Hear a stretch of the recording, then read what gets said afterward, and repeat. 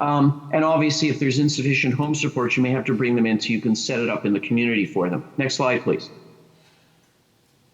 But if I am discharging them, I have to make sure that they're on appropriate therapy. So their inhaler therapy, if they've been on steroids, they continue it for just at least 5 days, and I continue their antibiotics. Most studies seem to indicate they need 5 days of oral corticosteroids and 5 days of oral antibiotics. In terms of the corticosteroids, I usually tell them take it in the morning with breakfast, you know all this. And I warn them about tummy upset, and I warn their caregiver that steroids can sometimes cause agitation, and even more than I appear to be right now. Yes, okay. The standard of care is triple therapy, and in a few moments, Dr. Penz will be talking in much more detail about that. But the long-acting beta agonist, muscarinic, as well as inhaled corticosteroids. And this is the new thing that I really didn't realize. The idea of discharging them on triple therapy is really important.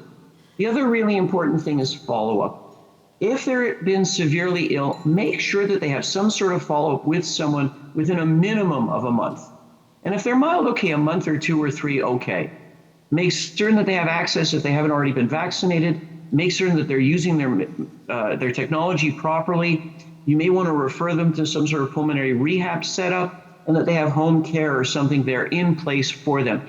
Because, as we've mentioned, there's a high morbidity and mortality in the immediate post-discharge period. And so to minimize that, there's at least one good study that showed that that is one way of minimizing that. Next slide. So this was my last slide. Thank you again for participating. Thank you for giving me this opportunity to be with you. And I'll now turn it over to Dr. Penz.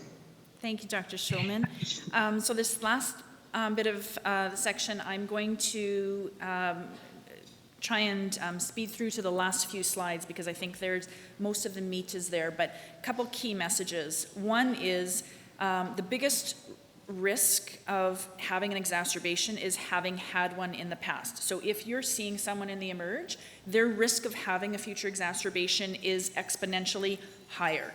And delaying getting them on optimal inhaler therapy, so not just their exacerbation treatment, but regular maintenance therapy is also associated with increased risk of future exacerbations. Next slide.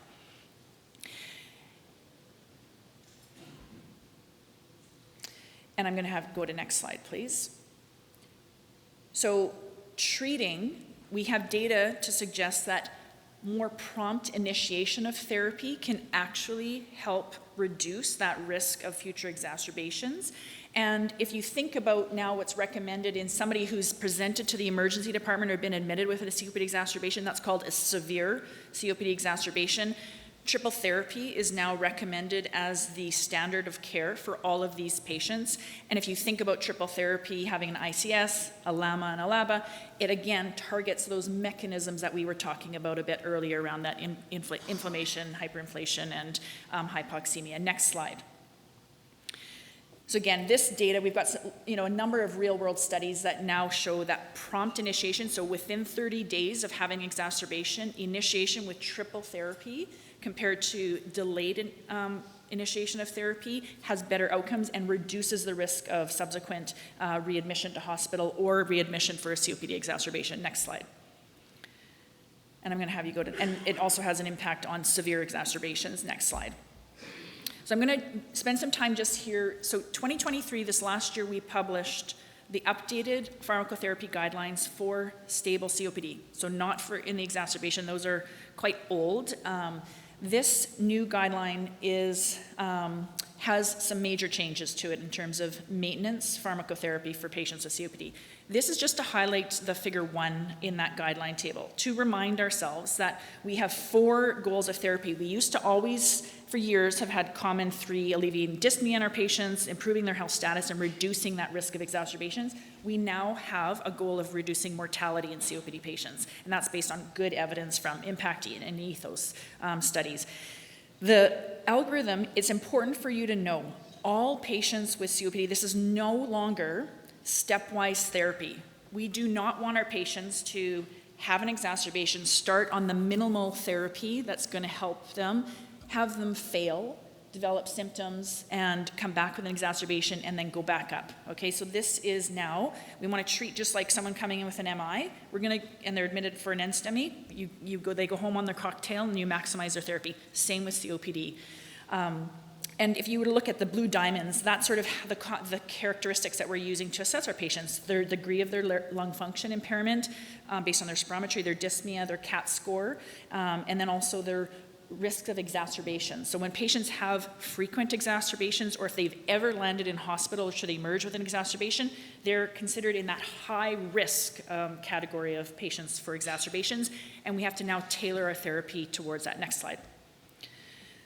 So this is the figure 2 in our pharmacotherapy guidelines. What's important to know is all COPD patients now, in the past, even if you had mild and they didn't have very many symptoms, we might just give them a SABA to go home with, and they would just use Ventolin. You just say, use it if you exert yourself and you get short of breath. That is not the standard of care. All patients with spirometry-confirmed COPD should have, at minimum, if they don't have a history of exacerbations and low symptom burden, be on at least a long-acting bronchodilator. LAMA is generally preferred over a LABA, but that should be LAMA or a LABA. In patients who have higher symptom burden, okay, and they're at low risk of COPD exacerbations, then they should be actually on dual therapy. That's also a new change in our guidelines. And the biggest change is this far right category. Those patients who you're seeing in the eMERGE, they've showed up at the eMERGE door, or they've been hospitalized, or they're frequent exacerbators. They've actually had 2 prednisone prescriptions in the last 12 months.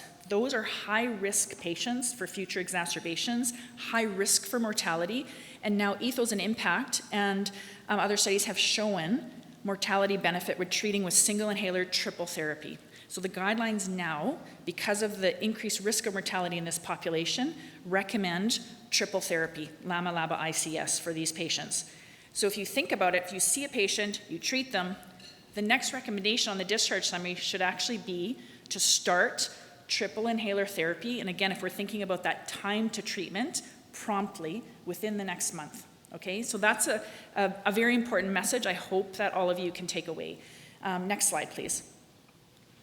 And this just sort of shows the main inhalers, the LAMA-LABAs that we have, so 4 different inhaler options, and then 2 in terms of our single inhaler triple therapy in Canada is Breztri and Trelegy. Those would be the 2 different inhalers that we have available for single and are indicated by Health Canada.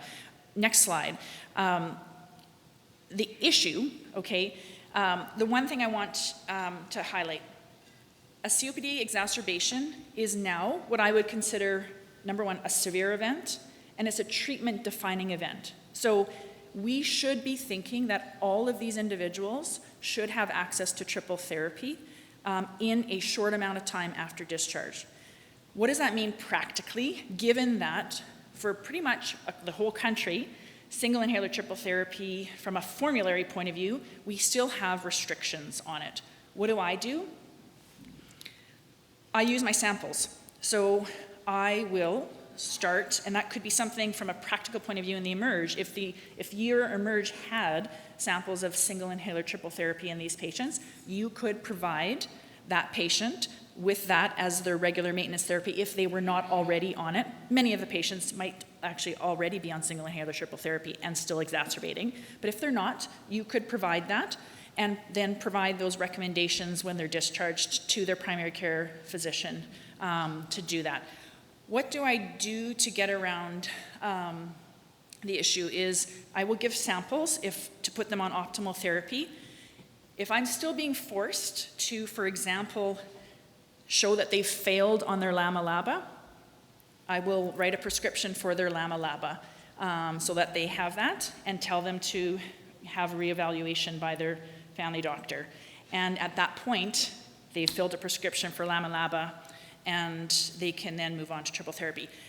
I am not being, am I being recorded? I'm probably being recorded, doesn't matter, it's too late, it's out of the bag, but that's generally what I'm doing in order to help my patients and optimizing therapy until such time as our formularies and get on board with the updated guidelines. Next slide.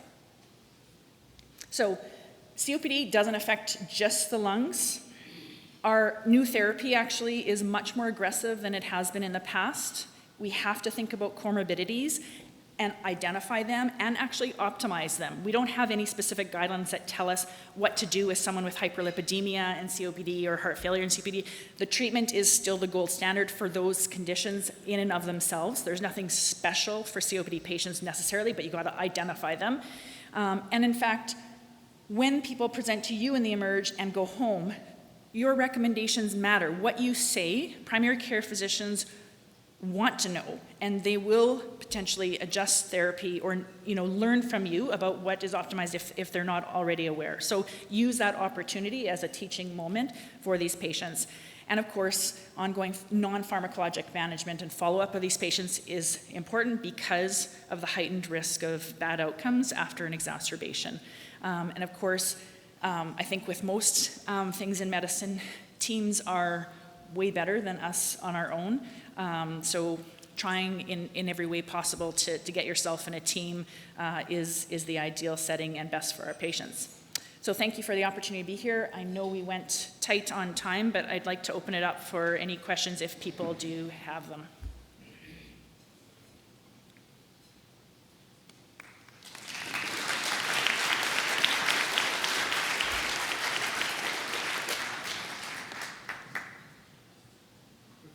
Yes.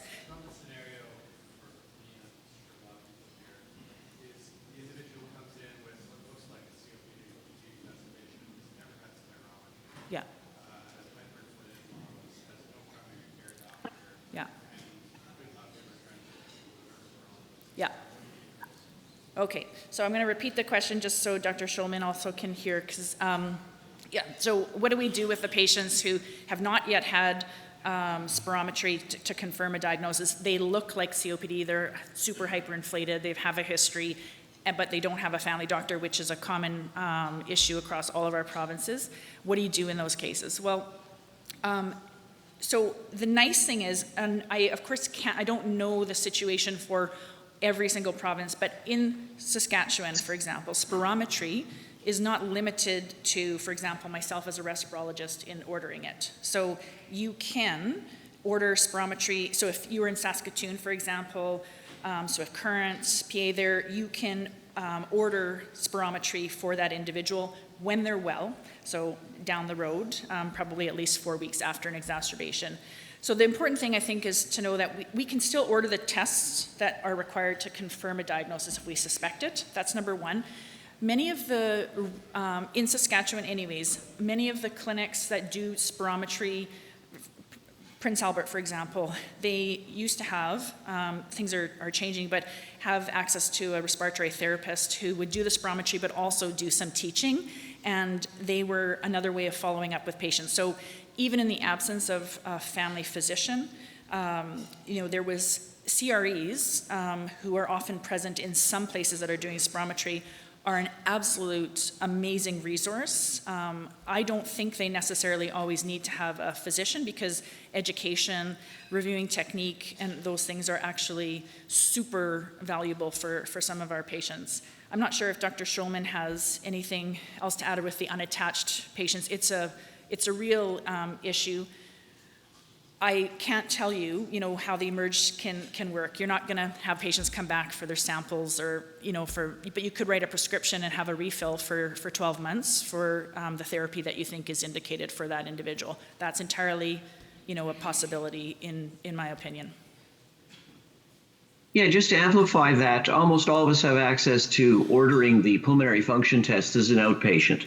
And then the key thing becomes what you have in your community is follow-up. We're lucky in that we have a respiratory clinic that we can refer patients to. That may not always be the case.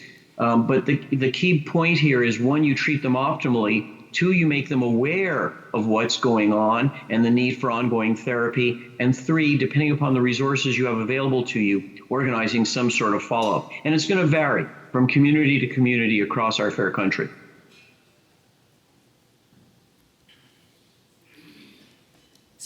Oh, yes, please. How often do you see avascular necrosis with the doses that can be used for short-term corticosteroid treatment, either in the asthma or asthma group? And I know 50 is convenient. Gold talks about using 40. Does it make a difference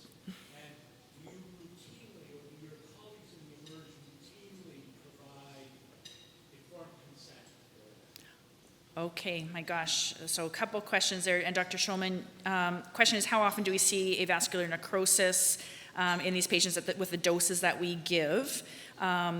You know, what do you do with the dosing? Because there's some suggestions about using the lowest possible dose, and how often do we see these complications? And how often are we actually getting informed consent from our patients on taking that medicine given that risk? Okay, so so I have seen or come across patients who have reported avascular necrosis.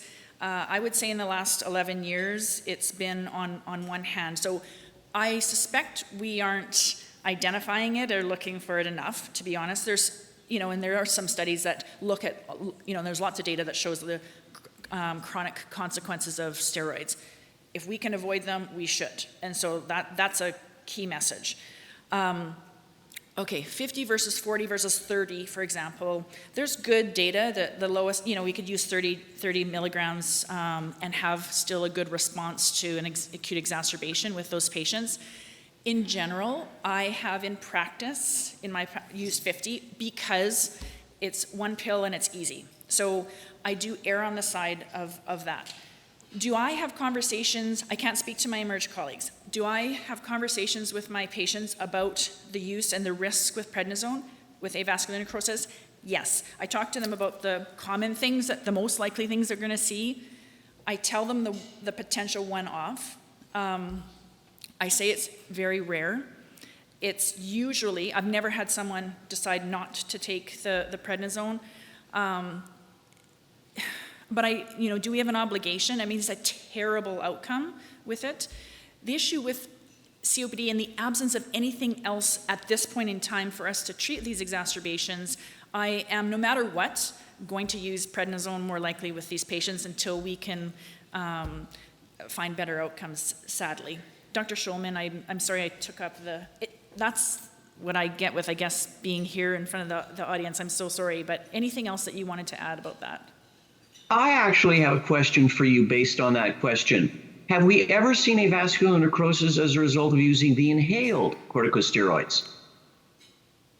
Okay, so great question. I am not aware of data that has shown a direct association. I don't think I know of any study that's looked at causation because I don't think that study's ever been done, but I'm very happy to be corrected. I'm not aware of that. Do my patients actually experience systemic side effects from their inhaled corticosteroids? Yes, they do. The most common is their skin, to be quite honest. Of course, the throat is often the other major issue, but there are some people who really don't tolerate inhaled corticosteroids. Pneumonia is the big thing that's often reported. To give you perspective about that risk to benefit ratio, our number needed to treat to prevent an exacerbation using, for example, single inhaler triple therapy is about 4, okay, versus the number needed to harm from pneumonia is closer to 30. So the risk to benefit for me in these patients who have indications for triple therapy outweighs the harms at this point. I will never not unless there's something truly immune suppression, frequent confirmed pneumonias that would make me think twice about using an inhaled steroid in this population. Just to build on that, I'm never concerned about giving them the oral prednisone for such a short period of time. Maybe I'm blind to the possibility, and I certainly do not mention that as one of the major side effects or risk factors in terms of avascular necrosis coming from it. Perhaps I'm being deficient in my management of these patients. I'd be willing to entertain that as a possibility.